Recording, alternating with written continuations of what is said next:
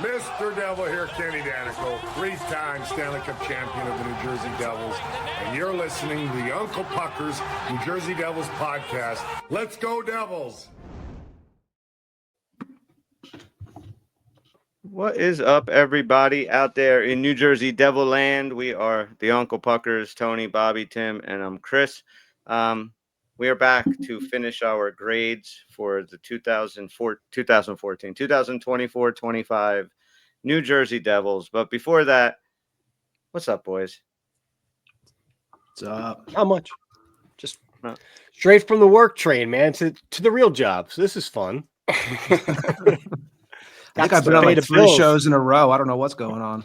I know it is crazy, Yeah. and we might be seeing Dan back on the podcast at some point. I just throwing it out there. Before we begin, did anybody? I was so under a rock today at work. Anybody actually watch the pressers for the exit interviews? You guys watch that? Yeah, I did. Well, I tried to. I think I had texted you guys. Like the sound quality of this interview was horrible. I mean, not only could you not hear the questions being asked, which is kind of normal on press conferences, right? Like you can only hear the reporters kind of, occasionally, but you couldn't hear Keefe or Fitz either. Like the audio quality was terrible. It's like my audio quality when I first started doing the show with you guys. Yeah, it was actually worse than that. Wow. So I mean, I didn't get a whole lot gleamed from because I couldn't hear it, and then I just got discouraged and I started listening to something else. But I think Tim, you watched it. Yeah, I did. I don't know what we expect out of these things. It's just kind of a bunch of hockey guys speak platitudes. Nothing. He's not going to give us like, well, I'm going to fucking tell Dougie to take a hike and stuff like that. But this guy just puts his foot so fucking far in his goddamn mouth, and says dumb shit. Like he basically made the comment like he was philosophically sitting around like, what is depth scoring? I do not know what this depth scoring is. Why is depth scoring? Who is depth scoring? Oh, he's like, I talked to the analytics department, hockey operations. It's like, did you send out a company-wide email like, hello, everyone, please define depth scoring? He said something. Regards, Fitz. It's like, what? Is depth scoring having 20 guys with 10 goals or 10 guys with 20 goals? I don't know. I heard that one like that. And so I didn't, like I said, I heard very fragmented pieces of this thing. Given our theme of a bit that we're doing later, this kind of has a resemblance of what if CAT really spells dog. Yeah, it is a little bit. It is a little. And Revenge of the Nerds 2, Nerds in Paradise better be on somebody's list. I was going to say, man, you better not take that shit. It better be on somebody's list. But think about it. If you think about the worst, what are the worst sports interviews? Hockey may be one of the worst sport interviews. If you between every intermission, they're like, what's the goal? We're trying to put the puck in the net. It pretty much always resorts back to this. Yeah. I mean, I've never seen it no different. I mean, it's probably the worst. Maybe basketball is a little worse, but it's pretty. Paul Maurice is fun to listen to. He at least gives you stuff. He's a guy that knows he likes to be kind of in that spotlight, and he kind of always has a Mauriceism to especially in a playoff series when they're doing well. I didn't listen to him after last night when they went down 2-0. I'm sure he wasn't very happy, but you're right. They don't give you a thing. It's all GM talk. It's all crazy, bullshit. Coach speak and stuff. So it's a little bit annoying. And it's funny. The Shoresy guys, the actors from Shoresy, do like little parody locker room interviews where they throw in something like really fucked up in the middle of it. It's like, oh yeah, we gotta get to the front of the net, gotta get pucks in deep, gotta go get a hand job from a cop behind 7-Eleven, and then gotta get some tips and deflections. What movies are you watching, man? You'll about to find out. Dude, I have to say it. I said it to you guys on the group text, but I'll say it now to whoever's listening. But no hand jobs behind 7-Eleven. Well, I mean, if you want to go, it's fine. I have no problem. I don't judge, dude. Get hand jobs wherever you want. Got to make money how you make money, right? I do not judge, but Andor season 2 is one of the best shows I have ever seen, and Never heard of it. how stupid I am. I finished it. Well, last week they had 3 episodes every Thursday. So last week I watched all 3, and it ended with I think the episode was called Welcome to the Rebellion, and it kind of tied up everything except for one part that I was kind of like, why did they even that whole Saw Gerrera thing in there, because they never finished it. I'm an idiot because 3 more episodes came out today, and I'm super psyched because now Is it Star Wars related. Star Wars, yeah. Okay. Yeah, it is such a great show. And it's like, and here's the thing, Tone, even if you're not a Star Wars fan, love the first, I love the ones that we grew up on, and then after that I just couldn't do it. But Andor season 1 and season 2 can be put in any place in any time frame. There's no force, there's no fantasy aspect to it. It's just about a bunch of people trying to take down an oppressive fascist empire, and it's freaking awesome. We talked about that about Rogue One, how I was like, I know some Star Wars fans are like, it's not great, it's not a Star Wars movie. I'm like, as a movie, it's just a great movie, Star Wars or not. Yeah, it doesn't have to be within that same kind of feel of the 9.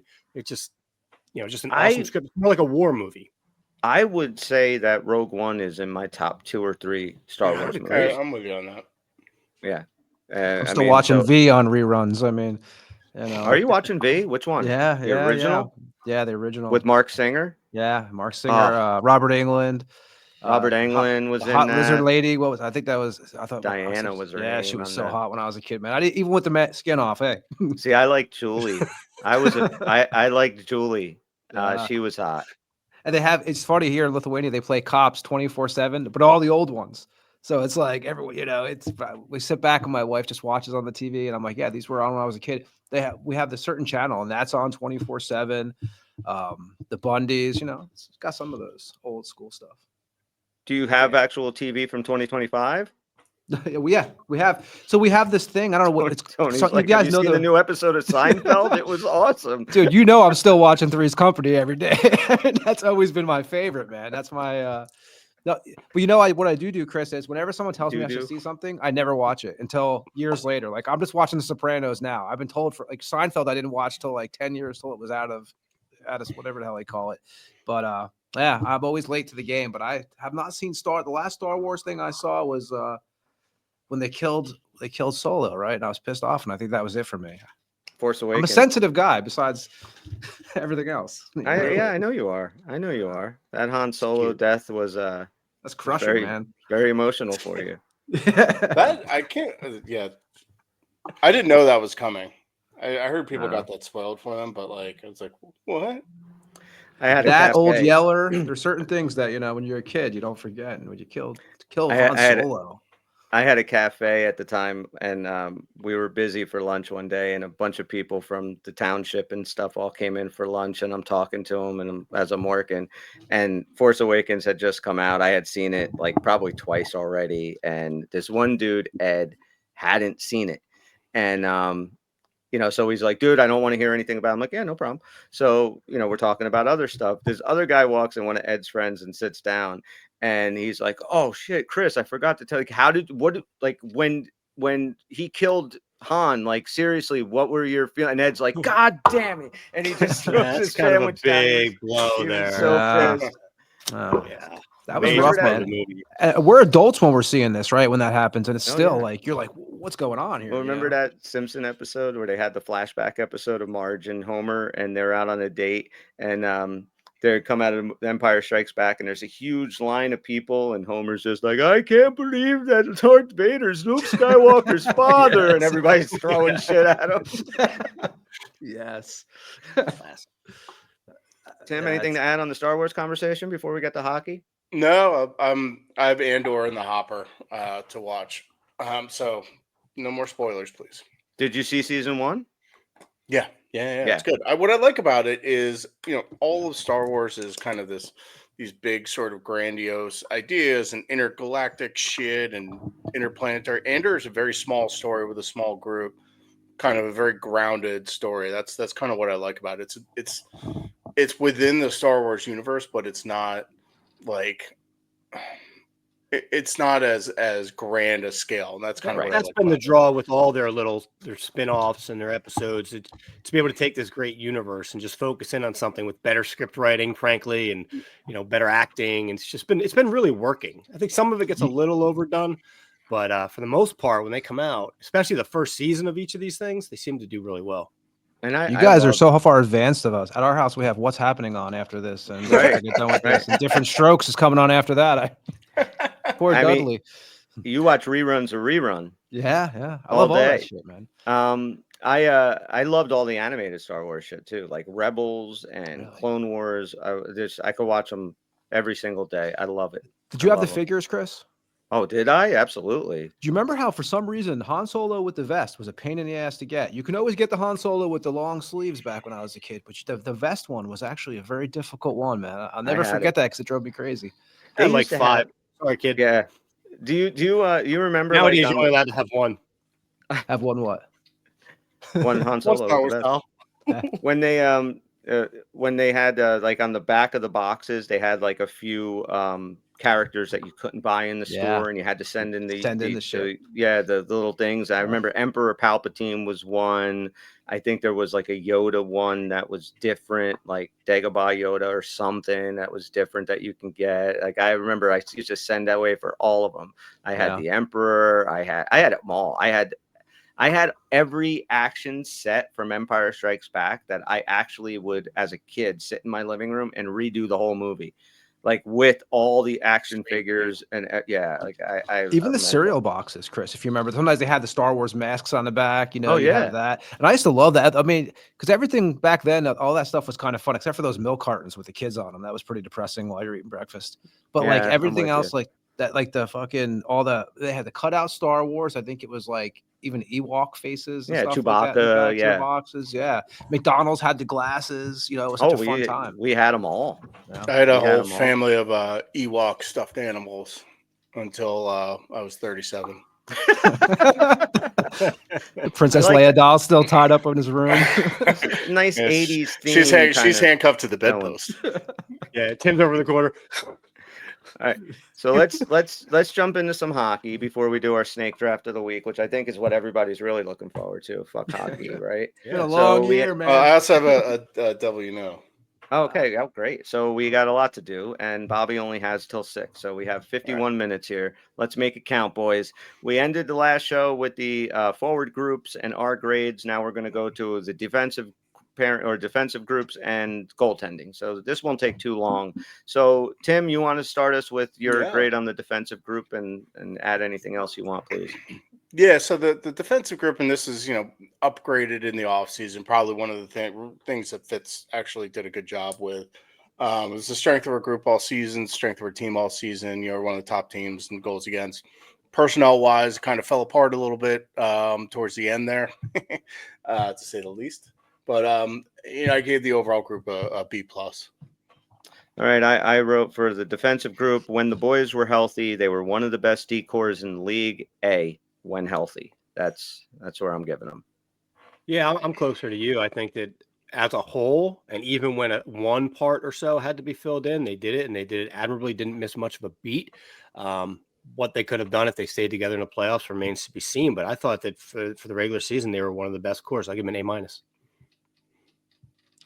Let me go B+. I think everything you guys said actually makes sense.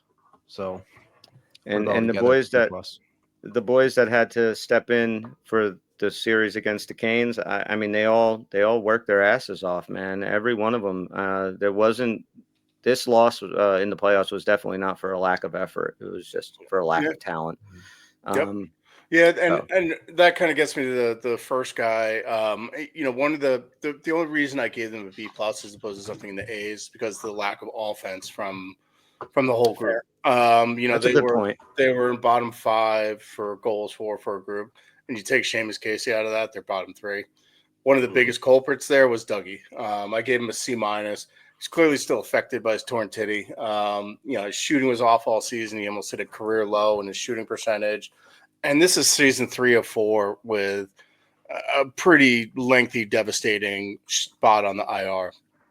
I know they're all different injuries, but I think when you have a series of different injuries, that kind of leads me to think that you are injury prone, regardless of if it's the same injury or not. And I think, what I just wrote up and sent to you guys after listening to Fitz fumble fuck through his press conference, I think he's guy number 1 that we need to go to free up money. So C-.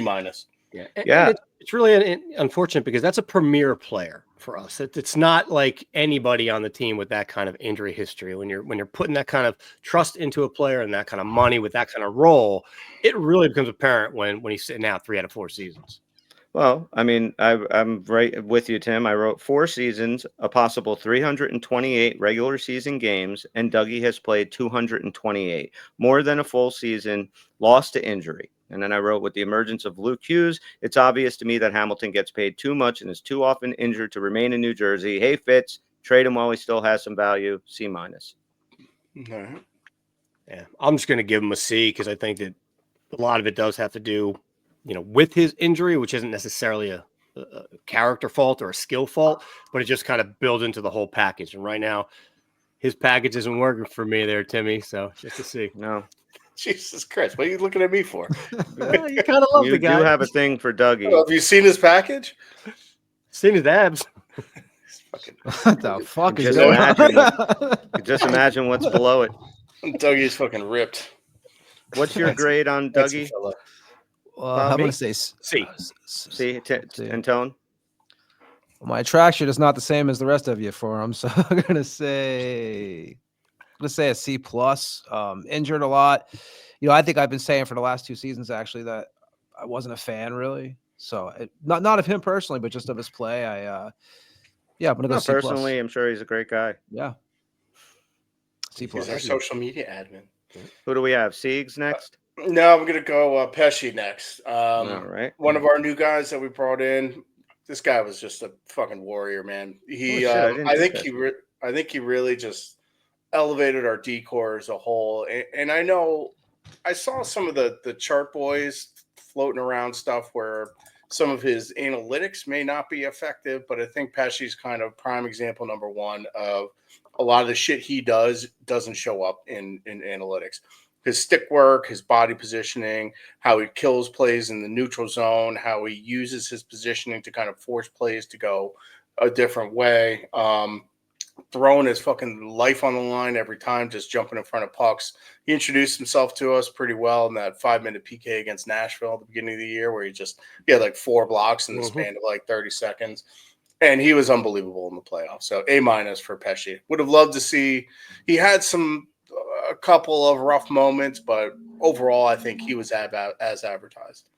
I forgot to do Pesci for some reason, so I'll do him now, I guess. I mean, Brett Pesci was everything that we know Brett Pesci to be in Carolina. He did it for us. I mean, he came in, he was the consummate professional D-man that we needed. The guy that he shut down plays. He was so good in net front battles and making, how many goals did this guy save just on his, being in the right spot, being in the right position. He's a warrior. Like you said, he'll eat pucks. He'll do whatever's asked for him, play on any side. And he's the kind of guy that you want to, everybody else wants to play just as hard when he's out on the ice. I love Brett Pesci. I think it was a great pickup. I'll give him a solid B+, A-. I'm around there. Absolutely. No issues with Pesci. I'm going a little bit higher than you guys. I'm going to give him the A. I think it was everything we expected. I think if I had, 3 Pesci's playing D and 3 guys with more focus on offense, I'd be so happy with that. With the way he plays, everything he did. Tim, you mentioned all that stuff. The things that don't come on the scoreboard, man, that is just, those are the intangibles that you really want to talk about that I feel like get forgotten about when you're over analytical. Just a stud, dude. He's just so dependable. Loved having him. I think he deserves the A. Yeah. Can't argue with it. I'm gonna give him a B+. I think he does what he has. He does everything out there, and he doesn't stop till the whistle's over. You can't ask for more from him. I'm gonna give him. I'm gonna say a B+.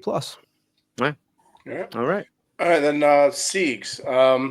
Even though this guy missed a quarter of the season, even though I just shit on analytics, I'm going to use something analytics based to judge him.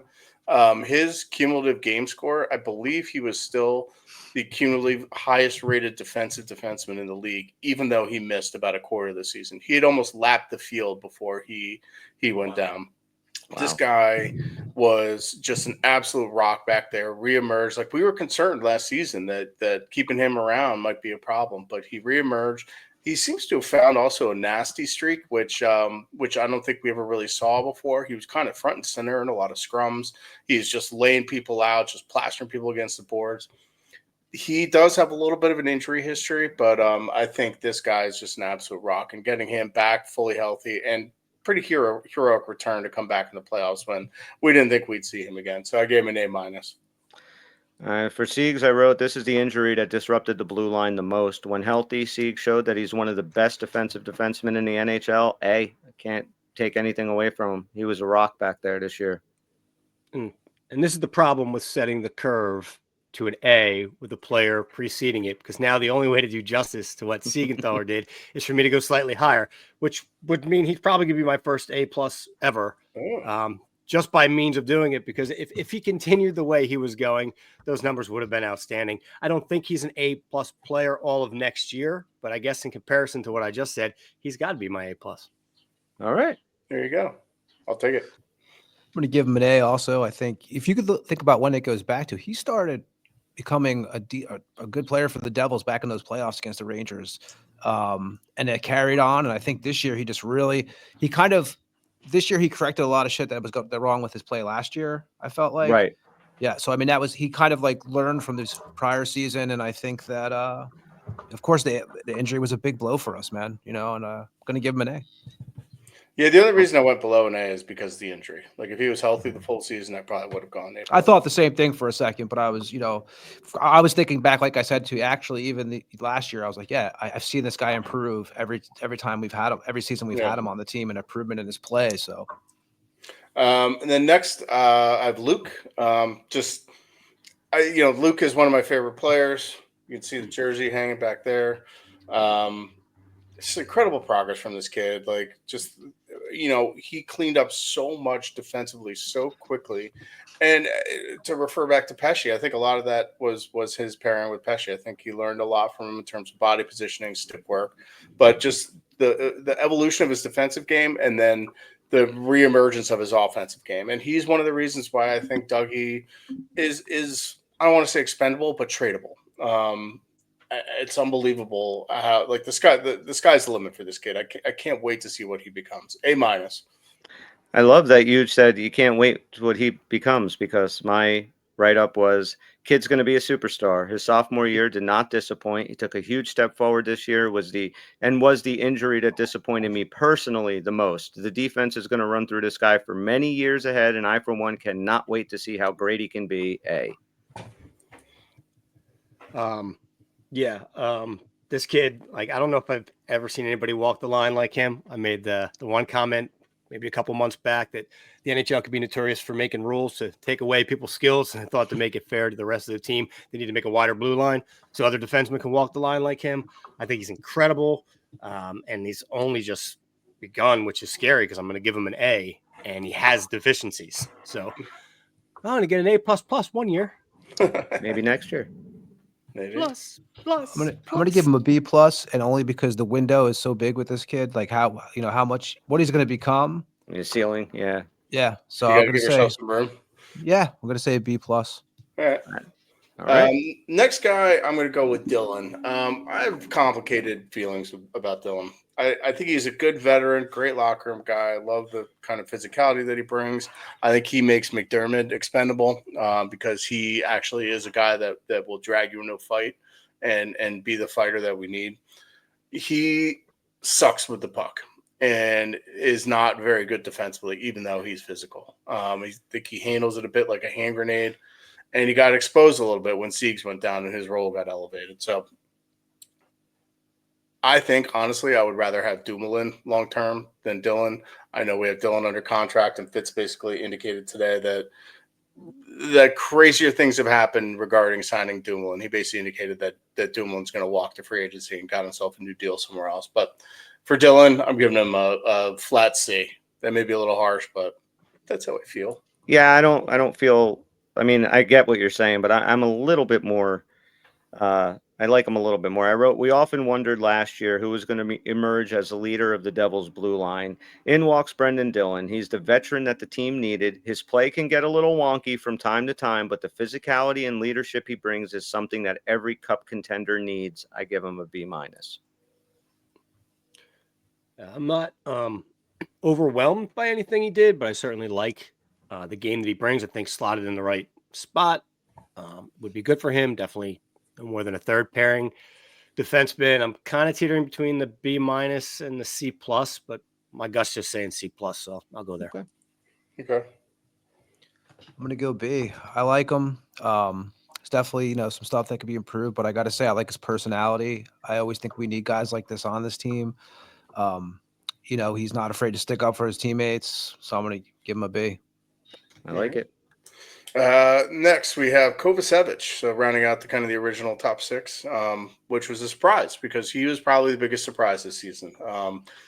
He stole Nemich's job straight out from under him in training camp, became one of the best shutdown pairs in the league with Siegenthaler. That's, can be proved with numbers, with the eye test, whatever you're looking at. Like, he and Siegenthaler just absolutely locked it the fuck down. He stepped into battle. He was physical. He fought. Used his size really well. Looking at you, fucking Dougie. Unfortunately, it does sound like this knee injury is going to be pretty bad, and he's going to miss the beginning of the season. Hopefully, that won't be too long, but kind of throws a monkey wrench in some of the right D plans. So we'll kind of see what happens. He has gotten some kind of unwarranted hate around the fan base, who I think expect too much out of a guy like this. Like, a lot of people question the extension. I guess it's kind of more Nemec, kind of Casey related. But I think he was great. B+. Like, this is a good addition to our team. So I wrote, what's not to like about Covey? He was a throwaway seventh defenseman that turned it into a multi-year contract. He was steady all year. Every cup team needs a solid stay-at-home defenseman, and Covey is it. He progressed a lot throughout the year, showing his ability to get better. Another guy on the blue line that finally found a home, and I think his ceiling can be very high. I give him a B. Yeah, I'm going to give him a solid B too. I think he's just a great kind of everyday player for us. I thought he got a little quieter towards the end of the year. That's not necessarily a bad thing in his role, but I think he slots him nicely in that really good defenseman B. Yeah, B. I don't have much to say about it. I liked him. I think it was okay. Good. Mr. I like Covey. Scriptwriter, Mr. Vincent Vega. All right, we'll move on. We could just breathe through a couple of guys. Chalowski, puzzling ad, not a good player. F. Chawalski, I wrote who? F. These nuts. Yeah, I got nothing. Oh, I got nada. All right. Hang on, I'm writing these down because I'm gonna actually. Got Nemec next. Yeah, Nemec. Kind of a whirlwind of the season. Started with an injury, and we were talking about kind of generic quotes from guys, and then Nemec goes and says kind of something honest to a reporter and gets fucking ripped to shreds for it, and then you wonder why people fucking just put out generic quotes, because that's Exhibit A. Nemec says exactly what the way he feels and gets ripped apart for it, but. I think there were like 5 people in the fan base, myself included, that kind of kept the faith, and we got rewarded when he got his confidence back. Just needed that OT goal, needed a little bit of faith from the staff. I think he's going to stick around. I hope he does. Fitz kind of hinted at that today, saying he's got a bright future here. And we're definitely going to need it with Kovacevic's injury.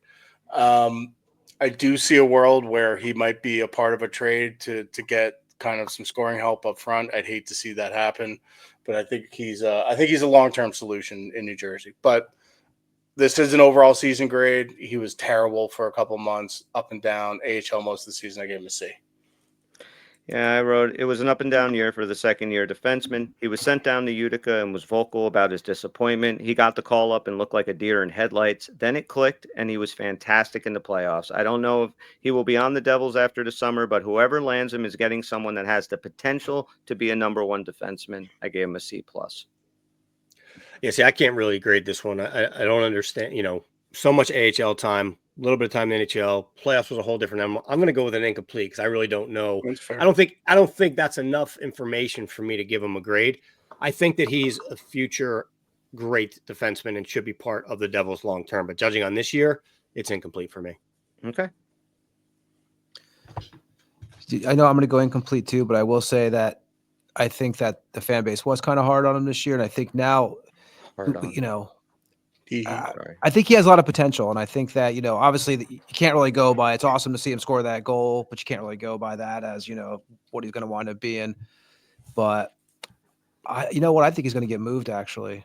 So I even heard something today. They were even talking about it again. I think he'll be someone that's in a piece because didn't Fitz say today, Tim? I'm sure you saw it that there's going to be a lot of changes coming. Yeah. Yeah. I don't, and like I said, right D is a position of strength, like organizationally for the Devils, and that's where we probably have our strongest trade pieces, and our position of weakness is up front, where we need to fill in holes. So that's how trades get made. You trade from a position of strength for a position of weakness. I could see it happening. I hope it doesn't. I hope we find a way around it. But to be honest, the next guy on this list, I think would be my preference to trade, which would be Seamus Casey.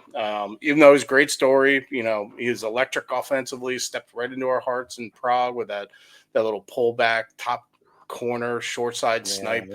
Yeah. But he was shooting 33%. That's not a sustainable model. And Casey's kind of hard, I think, too. Do you feel like you saw him enough, actually? Because I don't feel like I saw him enough to really know. No, and he's kind of in the same boat as Nemec. He was mostly in the AHL. I get it. Maybe incomplete is the right grade, but I think from what we saw of him, and I'm grading a little bit on a curve, it's kind of what we saw of him, what my expectation was versus what he delivered. And I think he was an A- based on what I expected of him. So with Casey, I wrote, kid's got game. He can shoot, he can pass, and his defensive game is serviceable. I see some Rafalski in him, but more of a Sammy Vatanen type of player. Said he needs to cook some more, but I look forward to watching him develop. And with his limited play this year, I give him the incomplete too. I don't know how I can grade Nemec an incomplete and then go ahead and give Casey a grade because I don't even know who played more. For what Casey showed me on the ice, since this is the only year I've seen him versus pieces of Nemec over the years, which is why it was easier for me to give him the incomplete, I would give him like a B. But I think overall, I have to just go with an incomplete. I don't know who that hockey player really is. Okay. Tone? No, I'm the same. Like I said, I'm incomplete for me because I just didn't see him play enough, and All right. It's kind of undecided. I think he has what we saw. There was certain moments, especially when he first came up. Those first couple of weeks were awesome with him, but then I just kind of not forgot about him, but went down and you forgot about him. I get it. Forgot about him. All right, so Dumoulin, that'll finish up our defensive. Yeah, Dumoulin, great surprise. I think we still may have given up a little bit too much more on this. Our forward depth prospect wise is pretty barren, and we gave up Herman Trapp for him. But now that it doesn't sound like we're going to re-sign him, we wouldn't have gone anywhere without him. We wouldn't have been anywhere. We would have gotten the shit kicked out of us in those playoff games without him. He was playing 35, 40 minutes, particularly in those 2 OT games. I think it was a B+. It's almost like a veteran presence who's been there before is important. Who knew? Well, I put the trade day acquisition we all scoffed at that ended up being the most impactful. A veteran guy that worked his dick off in the postseason, logging more minutes than any other Devil. I'd like to see a world where he is kept on the team as a 7th defenseman, B+. I'm going exactly with you on the B+, man. This is just that guy you bring in, just been there before. He knows what he's doing. Solid as all hell. You didn't even have to think about him. He was getting his job done. He did it great. And all those minutes, yeah, B+.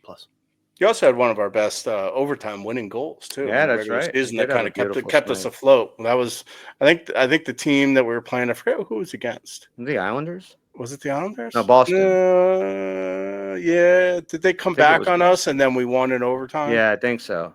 Okay. Yeah. So that was a pretty important game, I think, regular season wise, because we were circling the drain when that happened, and they just came back on us, and we had just gotten a whole shitload more injuries. Yeah, and we were like, oh shit, Brian Dumoulin, how about that? Because I remember watching him play and being like, why the fuck is this guy out there in overtime? Yeah. Well, that's why.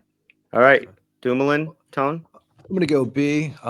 He won me over in the playoffs. I mean, I liked him anyway during the season, but he actually really won me over, especially I think the second to last game, man. He was a maniac in that game. So yeah, I'm gonna go with B. Yeah. He's also very handsome. All right, so let's wrap up with B plus. Wrap this up with the. All right, let's get to the goalies. All right, the goalies were the ultimate strength and backbone of this team. It's so refreshing and nice to not have to bitch and worry about goalies. I know Markstrom kind of gave up a couple of softies here and there, but you live with that type of shit. Like I said before, point to me or show me a soft goal. I'll show you the 8 mistakes that were made right before that. So with Markstrom, he came as advertised. He's a stud. I like his attitude. I like his leadership. I like what he brings. He leads these guys on the ice, and I like that and having that in a goalie. It's one of the best goalies in the first round of the playoffs. You know, playing from a disadvantage. B plus. So for the goalies as a whole, I cringe to think how the Devil season goes without these studs between the pipes. They are my only A plus that I'm giving as a blanket to the goaltending this year. With Markstrom, I said he showed us why Fitz was adamant about acquiring him. Not only is the guy a great goalie, he's a fiery competitor. Not many netminders or vocal leaders. Marky is. Devil fans should be excited for year 2 in Keefe's system. A. When I think of Markstrom, automatically my first thought is A minus because of the way he would start a lot of games and the goals that would go in. You don't like to see that, but then you look that against all the A plus stuff that he'll do the rest of that game, making saves he shouldn't make. And you can kind of soften on that a little bit. So I just took the middle of the two. I'm just going to give him an A. I think he's great back there for us. It's a solid presence, and I think we can absolutely win with him. I'm going to go A plus on both of our goalies, to tell you the truth, because I feel like without them, first of all, we had no shot this year. They would have been done, a long time ago. I never felt, back last couple seasons, you're always wondering what you're going to get that night. I felt with these two goalies, sure. I pretty much felt like we were always going to get solid goaltending. Even in the last game, Markstrom, I mean, he was amazing that game. It just, but I'm going to give them both the same because I think that, like I said, without those guys, and after the last couple seasons, I can't find a reason to go lower. So, yeah, we went through so many games this season that were lopsided play wise, and only I can remember maybe 2 or 3 that were lopsided score wise, and that was because of Markstrom and Allen. And one of them in particular, I forget who it was against, where Allen was fucking outrageous in the third period. Like 2 shutouts in a row, didn't he? Yeah. So I honestly, and I say this like without any sort of hyperbole, I think Allen might have been the most important guy during this actual season, because when Markstrom went down, we were ready to fucking fold it, pack it up, and say, you know what, season's over. That's it. And he stepped right in and picked this team up and put him on his back. I give Allen a flat A. With Jake Allen, I wrote, when he came from Montreal in the 22-23 season, his impact was felt immediately. This year, he kicked it up a notch. When Markstrom went out with the injury, things could have easily fallen apart if not for Allen holding down the fort. I know he's probably moving on this summer, so allow me to be the first to say thank you, Jake Allen. He gets the A. I thought Jake, just looking at his play alone, it's got A material written all over it. And then to back that up, the fact that he's a backup and arguably the best backup in the league this year. So he was just as solid. I felt no different depending on who was starting a game in my confidence level. The only thing that would have changed, if you asked me before the playoffs, who should get the net, we all agreed it's Markstrom. It's his net. No reason not to. But other than that, on any game, I would have been just as happy with Allen. So I'll give him an A as well. I agree. I felt the same way. And Tone, you're an A with Allen. Yeah, right? I'm the same as I said in the beginning for Markstrom. Fitz did indicate that he's going to talk to Allen's agent and see where they're looking did today. So that's interesting because I also graded Dawes. I think he when Markstrom went down and Dawes picked up a couple of games, I did give him a grade, even though it was kind of a limited sample. Dawes was outstanding. I think he had something like a 950, 960 save percentage or something like that. Like, he was really fucking good. And I have all the confidence in the world that he could step in and be the 1B next year. The reason why he had some bad games 2 years ago. A's because our defense was fucking atrocious. But also, Lindy Ruff tried to ride him into the fucking ground. I think he started him like 8 or 9 straight games or something, like right after coming off of that hip resurfacing surgery. So I think Dawes will be a serviceable high-end backup goalie and a good starter in a pinch. Not our future, but I think he's a good bridge goalie to get to Yegaroff. With Dawes, I look forward to watching him back up Markey next season. His time's now. It's a B. I like Nico Dawes. Nothing else to say. Yeah, unlike the other two defensemen, as a goalie with limited time, at least I got to see him for the full game, not just whatever ice time they got. And I've seen enough of Dawes to know that he's solid. I agree that if he's our backup next year, I'm fine with it. I wouldn't be as confident as I go in with the Marks from Allen situation, but I'd be like, he's a comparable backup. So I'm going to give him a B. Yeah, I'll go with a B too. If he does want it to be in the backup, I'm the same as Bobby. I could deal with that, All right. So that's our grades for our defensemen and our goalies. And then we're about to do our snake draft of the week. But first, the NBA 82-game grind is done. And now the real fun begins. The NBA playoffs are here, and it's time for all the high-stakes drama, clutch moments, and jaw-dropping plays. If you're looking to make the playoffs even more exciting, DraftKings Sportsbook has you covered as an official sports betting partner of the NBA. And new DraftKings customers can bet $5 and get $200 in bonus bets instantly. Make it a playoff run to remember with DraftKings. Just download the DraftKings Sportsbook app and use code THPN. That's code THPN for new customers to get $200 in bonus bets when you bet just $5 only on DraftKings. The crown is yours. Yeah, we're going to end it there. So we don't have a lot of time. So Budo Casino, don't gamble. Yeah, pretty much. Let's do our snake draft of the week. Tim, you won last week's most overrated bands, and this week you had the you get to choose the topic. So go for it. Let us know what we're playing with here. We are ranking the top 1980s comedy movies. So the year 1980 to 1989. 1980 to 1989, and I made sure to clarify that because there are certain movies that are just in 1980. All right. Pick a number, guys, 1 through 10. Tony. 6. Bob. 3. 7. Tim. 7. I guess I'll go 2. All right, here's our random number generator, and boom, 5. Fuck, that's the number. Oh, it's 1. 1? 1. What? It says 5. It says 5. Yeah, it said 5 first. All right, it said 5. Okay, so let's do 5 then. It says 5. He pulls it off the screen, and then it says 1. All right, so we're gonna go Tim, rigged, Tony, Tim, yeah. Bobby, me. Okay. That is. So, Tony, you get the first pick in this week's snake draft for movies. Go for it. Porky's. Oh, everybody always take my number 1, dude. Isn't Porky's in the 70s? No, it's 81. It's 81. Is it 81? I had one of the actresses on. Did you? Another show. Yes. Great pick, Tony. People should listen to Tony's other podcast. I think find it interesting. Learn some stuff there. Well, plug it. The Tampa Morgue. We had Jill Whitlow on, who was in Weird Science, Porky's.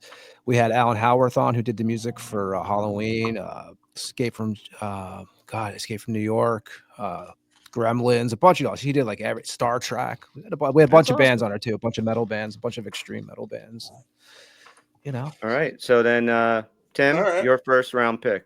Oh, so this is obviously a very broad category, but I'm going with Fletch. Fletch is funny. Didn't make my list though. Well, because you have no sense of humor. Oh, I do. Bob? I got a real problem with this. I was sharing with you guys. This is just almost impossible. I think that if I ran this list of the top 100 times, I would change my mind 100% of the time. There's just so much good content here. The shame of it is we're only going to get through 12 of the 80s movies, no matter how we slice it with the 4 of us. So I love so many of them, but if I go back to the one movie quoted probably more than any movie in my lifetime from me from Chris especially. I can't go anywhere without starting with the godfather of this genre, Airplane. No doubt. It's really hard to not make Airplane my number one pick. Well, now it's easy because you did it. So I let you Airplane. guys take that one, by the way, because we were talking about it so much. Thanks. Surely you can't be serious.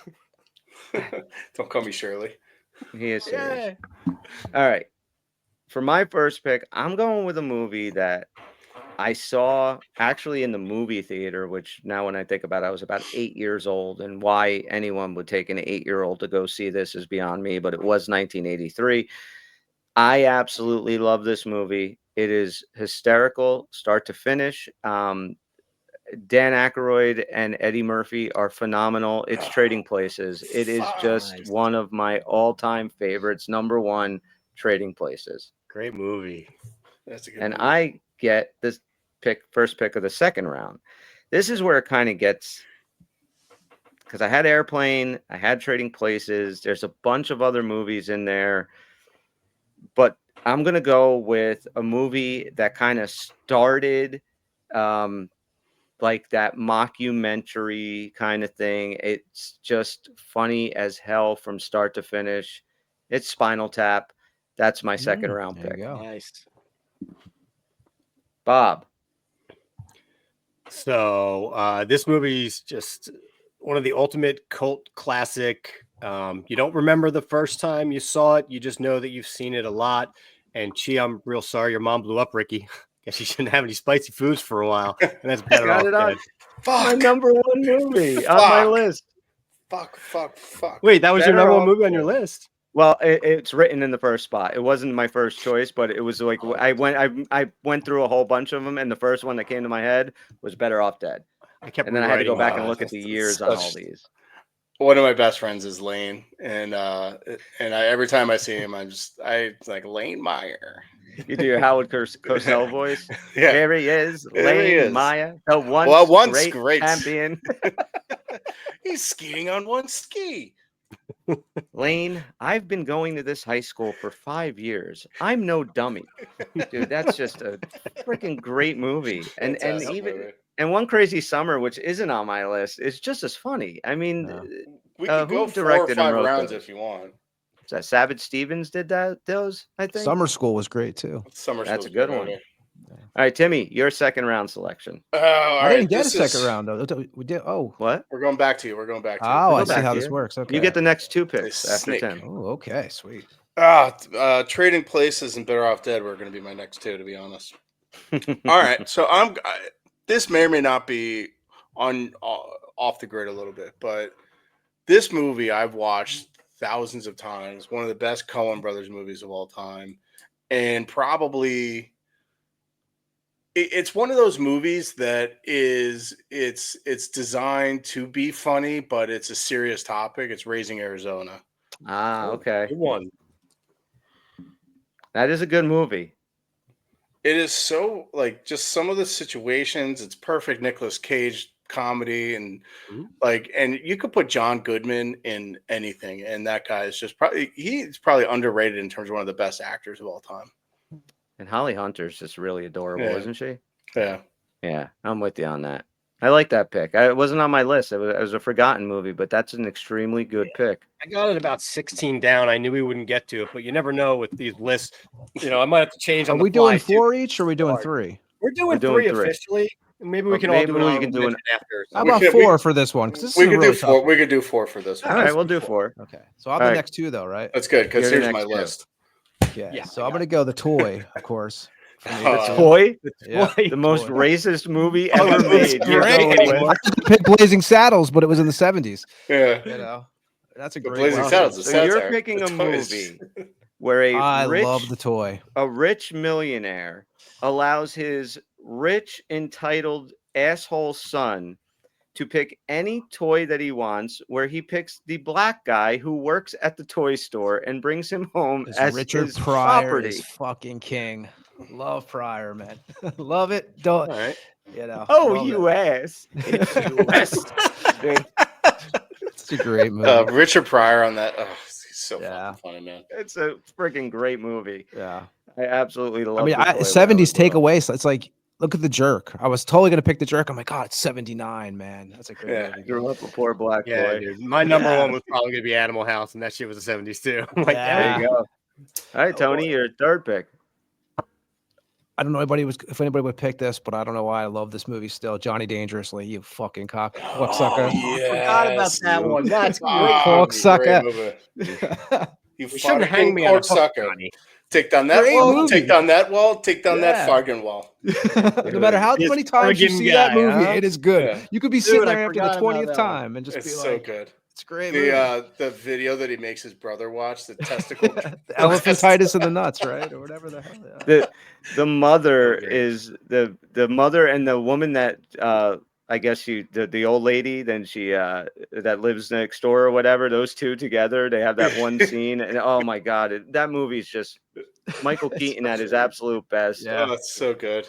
Did you guys have that on your list? Any of you? I totally forgot about it. I looked up top 180s movies, and I went through the list, and then I started literally Googling like what other 80s comedies wouldn't be on the top 100, just trying to remember all the different shit in there. I would have definitely picked that one too. That was one of the movies when my sophomore year of college, when I got my first apartment, we couldn't afford cable. So stupidly, we just bought VHS tapes to watch over and over again. That was one of them, dude. So I had seen it a million times when I was younger, and I watched it a million more in college. You know the problem with that, Bobby, that list you're talking, like if you look at those lists of like recommended comedy movies, some of them aren't even funny. Like I love The Breakfast Club, but it's not funny. That's like not it's funny. I did the same. It's listed in this list, you know. I did the same thing, but it's just a reference point. It's just a reference. Yeah, believe me, I did not rank anywhere near what these people ranked. I was more like, what the fuck is it? Because it was Breakfast Club, and like there's it's like it's good. There's some funny moments, but whatever the number one movie was, I was like, what? Can't go by that. All right, so Tim, your third round selection. Right. One of my favorite sports movies of all time, and in fact, I know where you're going with this. This guy, Major League. It's racist. Shut up, Dorn. It's a great movie. That's a great movie. Yeah. A very quotable movie. Yeah. It's Bob and I saw it in the movie theater, and then as we were walking out, our 8th grade science and math teacher was there with her boyfriend, and we got completely weirded out because we never saw a teacher out in public, and then we just all walked out of a rated R movie, and we were only in 8th grade, so that was. But I absolutely love. Back then, they didn't give a shit. I love Major League. It's just. What's there not to like? It's a fantastic movie. Best baseball movie ever. Nice fucking catch. Don't ever do it again. Exactly. Forget about the curveball, Ricky. It's Give him the heater. All right, Bob, your third pick. I don't know. Third and fourth, dude. Third and fourth, I'm having a real hard time with. I was going to give away what the fourth will be, but thankfully we're going to another round. I'll see if it survives. I'm going to go number 3 at Top Secret. Another just fantastic, just one of those movies where it's just like Naked Gun is just kind of line after line, joke after joke. Great parody movie. I actually, dude, this is probably never going to happen again. I literally got my first 3 in order on this draft. Wow. Really? That's crazy. I don't know if anybody other than the Zucker brothers can sit down and say, let's make a parody of World War II spy movies and Elvis musicals, and you get Top Secret, which is, I mean, I think their best. I mean, Naked Gun and Airplane are there, but Top Secret's got to be right there. You have to be a fucking insane person to come up with some of the shit that they came up with in that movie. That movie is so freaking Chocolate funny. Mousse. Chocolate mousse, souffle, latrine. What funny dog poop. And oh god, that movie's just fucking great. I'm gonna have to watch. Have you ever all been to these. America? No, but my grandfather was. But he escaped during the Carter years. Oh, he must have some stories. Picks up the phone and he's like getting the information from the guy that Val Kilmer supposedly killed. Okay, let me know if his condition changes. He hangs the phone up. He goes, "He's dead." That's right. Fucking hysterical. Okay. All right. So another movie, my third round pick is a movie I absolutely love. Extremely quotable.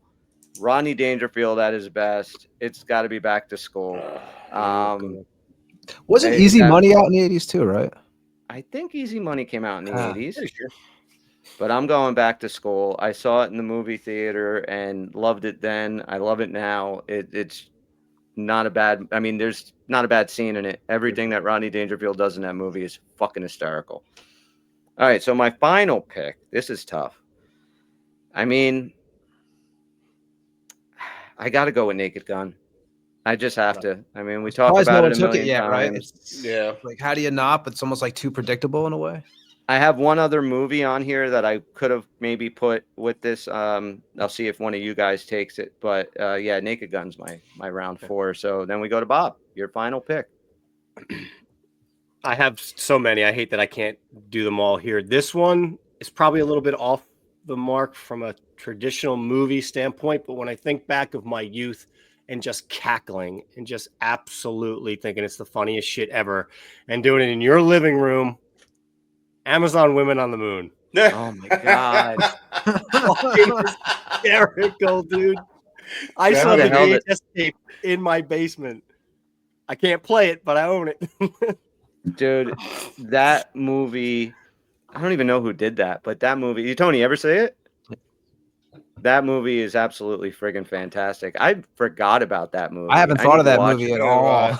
That movie and Kentucky Fried Movie, like, oh God, the popcorn you're eating has just been pissed in. News at 11. Yeah. I mean, those movies were great, but Amazon Women on the Moon is fucking fantastic. That's a great pick, Bob. Good pick. Wow, I got my first 4 in order. Man, that's nice. Bob's list is fucking solid. Bob's list is solid. And I mean, if I'm looking at this, I might just, because of Johnny Dangerously alone, just give that one to Tony. Can't believe Johnny Dangerously fell a 3rd round pick. I can't believe the NFL fell far. That's crazy. It's number 4 now, though. Who goes now? Oh, all right, Timmy. So I'm in between 2 movies right now, and I think I have to pick one movie to represent an entire trilogy. Christmas Vacation. Christmas.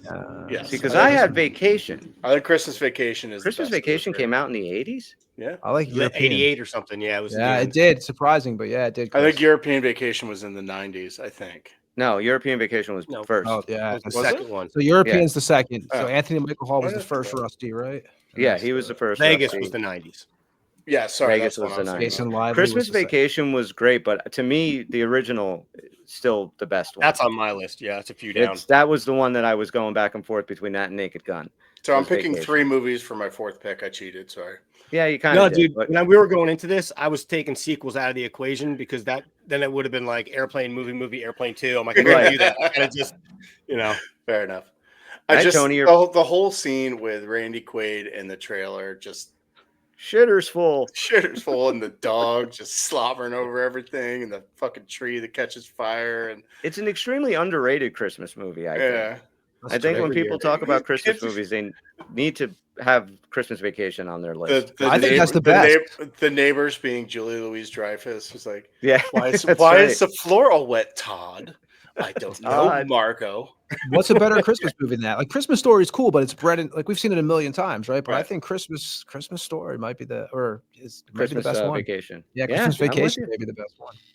All right, Tone, your final pick. It's a hard one because I have 3 that I wanted to. I'm going to go with Police Academy. Great pick. Good pick. Never liked it. Oh, I love it. Really? Never did it. Never did it for me. Love it. The Blue Circle? Did it hit you close to home? Yeah, that's.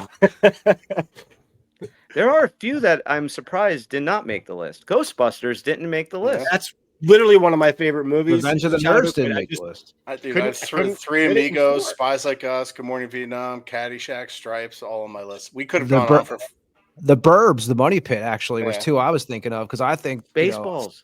Baseballs. Yes, Baseballs. It was right there for me. That was Coming to America, Fast Times. Fast Times on. Is that comedy? Coming to America, but it's listed in that was the 90s. No. I had it next on my list. I had Coming to America and Spaceballs the next 2. Coming to America is, again, another one of those Eddie Murphy nonstop quotable movies. Bachelor Party. I could definitely have put Coming to America on this list. So this is awesome. Dude, when we were young, I can remember us sitting in your living room. We're watching Kids in the Hall, Amazon Women on the Moon, Coming to America, Spaceballs, just reciting this shit over, and that's how we would talk to each. I don't think we talked to each other in real language for like 2 years. We just talked in movie. No, everything. We'd be out, and everything would be a friggin' airplane movie. Like I remember one time we were bowling, and I don't know if you remember this, Bob, and it's that stupid scene in Airplane, and we were quoting Airplane all the time. When he's having a flashback and he's in Vietnam and he's disco dancing to the Bee Gees, and he throws his jacket and he does the pose, and all of a sudden the jacket comes back and hits him. Well, we were bowling, and Bobby took his sweatshirt off, and he didn't even take it, and he threw it to me. He's like, "Hold this," and he goes to bowl, and all of a sudden I just threw it back to him, and it hits him, and he just started cracking up. He dropped the ball because he was the only one that knew what I was doing, and it was fucking hysterical.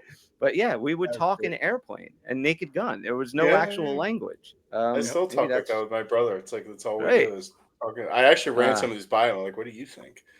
They don't make movies like that anymore. No. These are good lists. These are real good lists. So I'll whip this up into one of our pucker graphics, and we'll put it out on the old Twitter box. And Bob, do we have time for a W? Or you got to get out? I'm leaving in 3 to 5 or 6 minutes. Okay, we can. I think we can get through it. I think we get through it. You think we can get through it? Okay. Yeah. All right. If you think we can get through it, I think so. I don't know if you've done this guy before or not, because I am the new guy and I'm just an employee here. All right. Well, all right. You ready? Not yet. I will be in a second, sir. Stretch it out. Shall we play a game?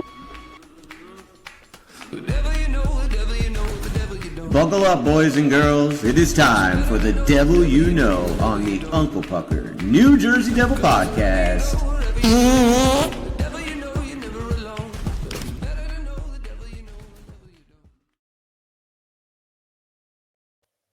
Devil Podcast history. Tonight, Tim is our clue giver. He's going to give us clues for a former New Jersey Devil player. Myself, Bobby, and Tony can ask him any question we want. He can or cannot answer. It is completely up to him. We get 3 incorrect guesses before we are eliminated. The floor is yours, Timothy. All right. This former Devil was born on December 14th, 1961. His playing weight was 6'1", 200. He was drafted 175th overall in 1980. His brother was also drafted a year later in the 3rd round by the New York Rangers. He played 10 years in the NHL, 5 of which were with the Devils. Claude Lemieux? No. I'm thinking of brother. Broughton? I'm thinking of Jocelyn Lemieux. I'm the Aaron Broughton? No. Okay.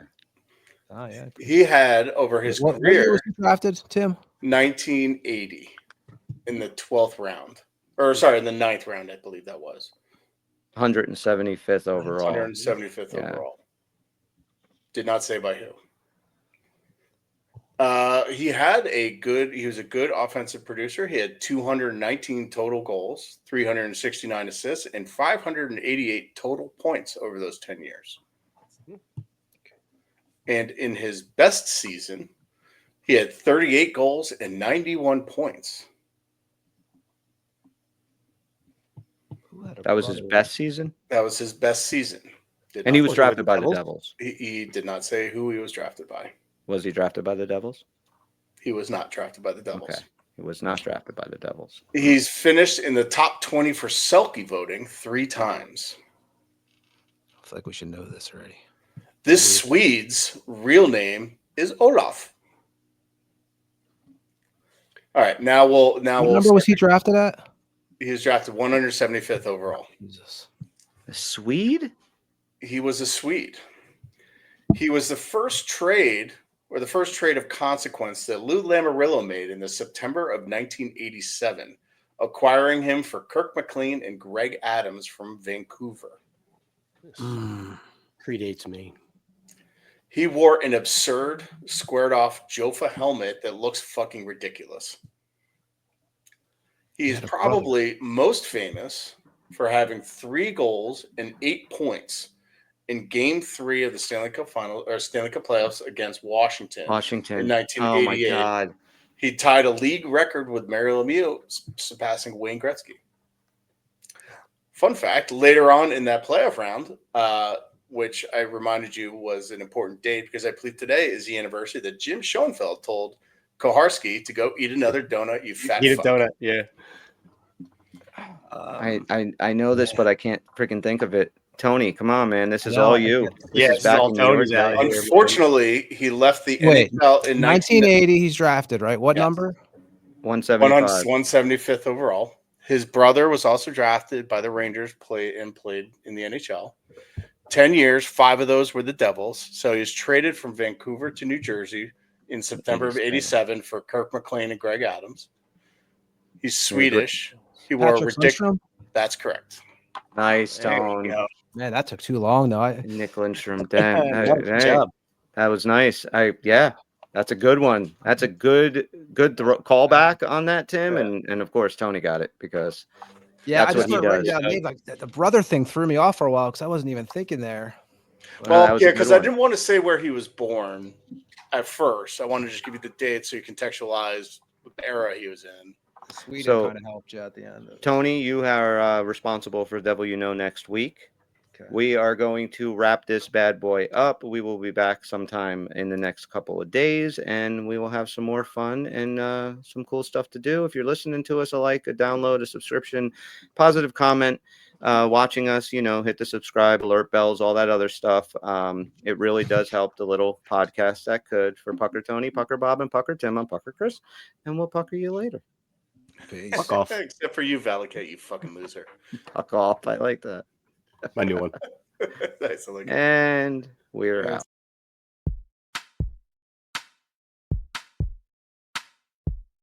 It's over, Johnny. It's over!